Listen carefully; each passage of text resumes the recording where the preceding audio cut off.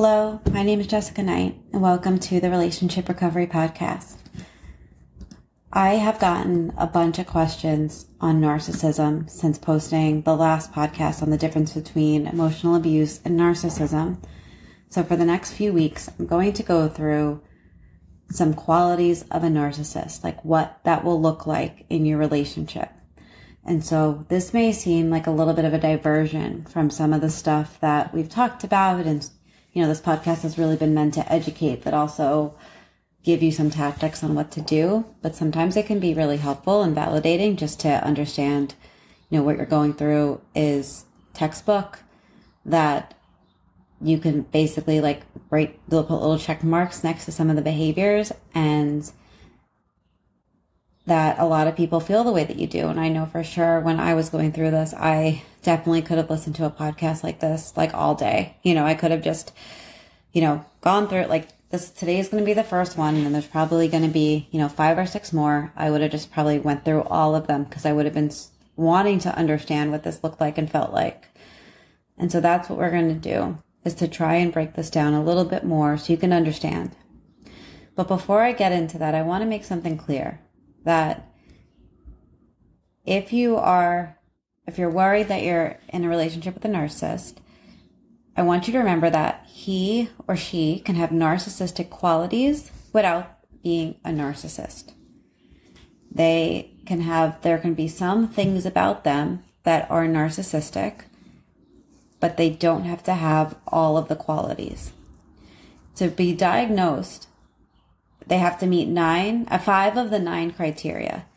But a lot of narcissists don't go to therapy because they don't believe that they need therapy. So it's not your job to go around and decide this is a narcissist or he's not a narcissist. I'm inviting you to listen to these, to listen through this, to just ask yourself, are these qualities present in my relationship? Because everything I'm going to mention today is abusive. Okay. All right. So today I'm going to go through 5. And I'm going to talk about just 5 things that come up in a narcissistic relationship. 5 characteristics of the narcissist. 1, they criticize and nitpick and demean you. They don't empower you. They don't give constructive criticism as a way to help you. They throw nuggets at you rather than wisdom to almost double your efforts to have to please them. And so if you're with a narcissist, what will typically happen is, you might be dressed a certain way and they might comment about it. They may comment about what, if you just wore this or if you just did that. Or they might treat you differently if your makeup isn't done perfectly, or on the days you are dolled up and stuff, they may just treat you with more respect than normal. So it also happens if you had a bad day and you're stressed and you are worried and maybe really stressed out about your job or maybe what will come next. They typically they don't lift you up. They kind of continue to shoot you down. It can feel like it's a personal attack on your character. And often they focus on irrelevant things. They may even talk about something that really has nothing to do with the issue at hand. But the important thing in this one is to be mindful if you feel nitpicked, not empowered. Somebody that is empowering you would say something like, I know things are going to be okay. I know that this sucks right now. Or even I know you don't feel like your best today, but I promise you, you're shining as always, right? They would say things that would help you feel better, not kind of cause you to feel worse.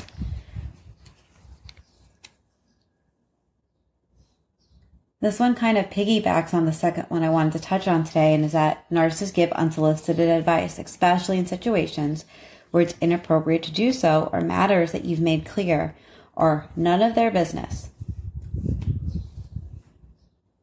They do this because giving unsolicited advice enables a toxic person to feel in control. Most of their unsolicited advice is usually not really even helpful.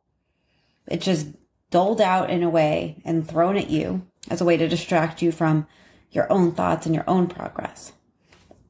That being said, I actually have a pretty good example for this one. I was in a relationship, and this was the first relationship I've ever been in with being a single mom. I've dated other people, but this was the first person I introduced my daughter to. And early on in the relationship, even before he met her, he would give me like some advice. And at first he's not a parent, but it would come off the tails of like watching YouTube videos and finding resources for me of like how to manage different kinds of behaviors. And I thought it was so helpful, and I was so grateful, until if I didn't do any of those things, or if I didn't watch it, or if I didn't want the advice because it wasn't aligned with my parenting, he would use that against me. There were a lot of times where he would kind of bring that up about me not wanting to try or something like that in a disagreement that had nothing to do with my daughter. And so this whole time, I would kind of cut to the chase of like, this is none of your business. My daughter's my business. I was super protective over her. I mean, I'm always going to be, but like even in this, I was very protective. But when I would tell friends some of these examples and just say, hey, am I just like not seeing this right? They'd be like, oh my God, what? He has no right. It's your kid. And this happened in areas of work. This even happened in my coaching business of how many clients I should be taking and not taking, and what things I should do and not do. And, it was like, or you should do this with your time, or you need breaks. That was another one.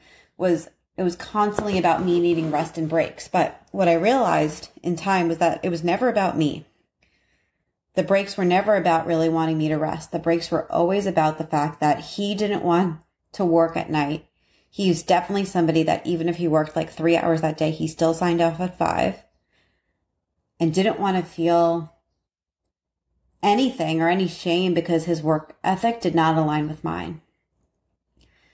My job requires me to work at night. I like working at night. I work at night. I have time during the day. I also take clients during the day. My life is different than other people's, but it's like when it didn't look like what he wanted his to look, I got all this unsolicited advice that really was none of his business. My work schedule is my business. If you notice that I'm like slipping or that I really need rest and I'm not getting it, there's a much more empathetic way to go about that. Like, I love you. I care about you. I think you need like a little bit of rest. Is there anything I can do that can help you get like a night off? That's one way to say it. Not, you need rest. You're not taking breaks. I don't know why you're still working. Which, for me, a lot of time, I'm in a joyful space when I'm working. Which brings me to the third one, that they enjoy raining on your parade. They don't want to see you successful. Toxic people like bringing little tempests of derogatory comments whenever they see that you're proud of yourself or feeling especially happy. And this is usually because they are envious of you. This is a key point. We mentioned on the last episode that narcissism is rooted in shame. And if that's true, then like they are probably constantly envious and jealous of you.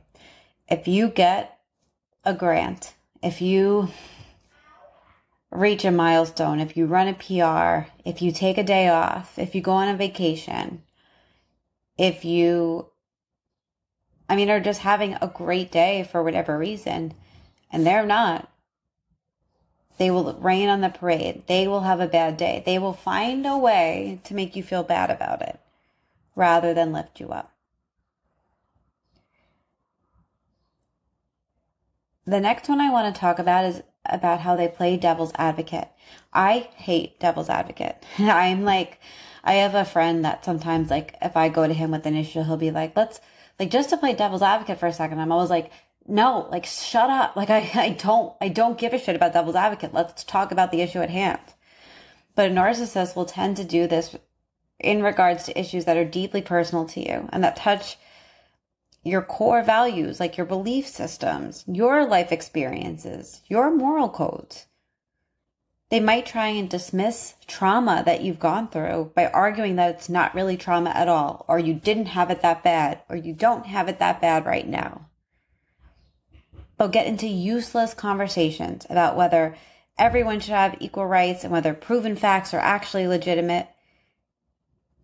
This is not done with any intention to adding to the discussion, but to revoke you, warp your sense of security and your reality, and sort of shake you up a little bit so you have no idea what's going on. It's really hard, and if you go to them with an issue, a personal issue, and explain your personal issue, they most likely will play devil's advocate even though it's really not their space to do that. 5,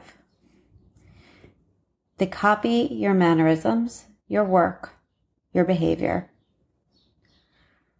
And in this context, imitation is not a form of flattery because they do it so that you feel like a part of you is stolen.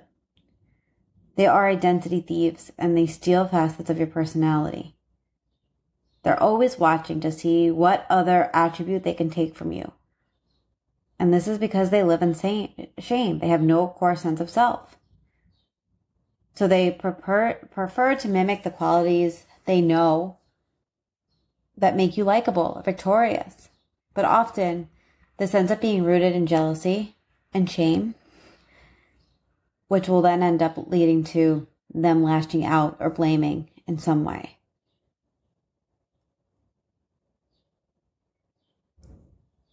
And I actually will talk about one more, because when a narcissist doesn't like what they hear, when a narcissist doesn't like what they see, when a narcissist feels envy, when the narcissist feels shameful, they tend to rage excessively, especially when challenged.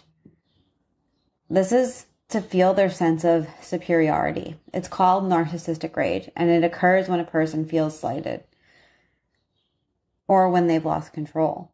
And raging, which means like yelling, screaming, being angry at another person, allows the toxic person to reclaim some measure of control and reaffirms their sense of superiority. Because if you are stuck in a narcissistic cycle, you likely are going to submit in some way because that's what you've learned. That's the fawn response, that you just freeze, you obey, you agree, and you move on because that's the only thing that you can do. It's a trauma response. And so I think, it's important to know that when you start to challenge them, this is likely to happen. And if you want to know more about that, I recommend listening to the podcast I did on boundaries and how to set them and what will happen when you set them.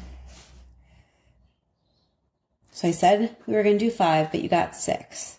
We're going to keep this going for a few weeks. We're going to try and get through a lot of qualities of a narcissist so that you really understand and see and feel what this looks like. And I hope it's validating. But if you need support, reach out to me at Jessica Knight Coaching on Instagram. You could email me, jessica@jessicaknightcoaching.com. And you could also follow me at Emotional Abuse Coach, where I have been posting more emotional, abusive, and narcissistic content because my business is twofold. So if you need support, please don't hesitate to reach out. I will talk to you soon.